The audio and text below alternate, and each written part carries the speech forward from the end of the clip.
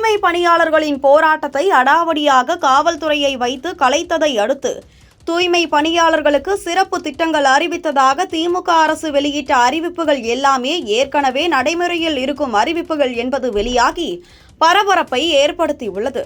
தமிழ்நாட்டில் தூய்மை பணியாளர்களுக்காக முதலமைச்சர் மு.க.ஸ்டாலின் 2025 ஆகஸ்ட் 14 அன்று அறிவித்த 6 புதிய நலத்திட்டங்கள், இலவச காலை உணவு, 10 லட்சம் ரூபாய் காப்பீடு, 30,000 வீடுகள், தொழில்சார் நோய்களுக்கு சிகிச்சை, சுயதொழிலுக்கு 35% மானியம் மற்றும் உயர்கல்வி உதவித்தொகை புதியவை என கூறப்பட்டாலும் இவை ஏற்கனவே மாநில மற்றும் மத்திய அரசுகளால் பல ஆண்டுகளாக செயல்படுத்தப்பட்டு வரும் திட்டங்களின் மறுபொதி வடிவமே என்பது ஆய்வில் தெரியவந்துள்ளது. உதாரணமாக 2022-2023 முதல் தமிழ்நாடு நகர்ப்புற குடியிருப்பு மேம்பாட்டு வாரியம் மூலம் 1000 வீடுகள் 110 கோடி ரூபாய் செலவில் தூய்மை பணியாளர்களுக்கு ஒதுக்கப்பட்டு உள்ளதாக ஆதிதிராவிடர் நலத்துறை கொள்கை குறிப்பு பக்கம் 148 உறுதி செய்யப்பட்டுள்ளது. சுயதொழில் உதவி மற்றும் குறைந்த வட்டி கடன் ஆகியவை 2013 முதல் மத்திய அரசின் SRMS மற்றும் NSKFDC, NSFDC திட்டங்களின் கீழ் செயல்படுத்தப்படுகின்றன.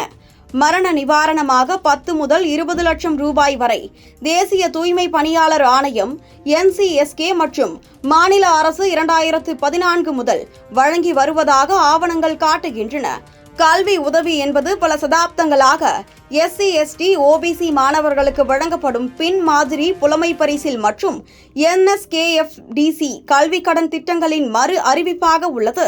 இவை அனைத்தும் சென்னை மாநகராட்சியில் தனியார் மயமாக்கலுக்கு எதிரான 13 நாள் போராட்டத்தையும் ஆகஸ்ட் 13, 2025 நள்ளிரவில் 600க்கும் மேற்பட்ட பணியாளர்களின் கைதையும் தொடர்ந்து அறிவிக்கப்பட்டவை என்பதால் இந்த அறிவிப்புகள் பணியாளர்களின் முக்கிய கோரிக்கைகளான வேலை பாதுகாப்பு மற்றும் தனியார் மயமாக்கலை கைவிடுதல் போன்றவற்றை தீர்க்காமல் ஏற்கனவே உள்ள திட்டங்களை பெயர் மாற்றி அறிவித்து அரசியல் பிம்பத்தை உருவாக்கி போராட்டங்களை அடக்குவதற்கு முயலும் உக்தியாகவே தோன்றுகிறது.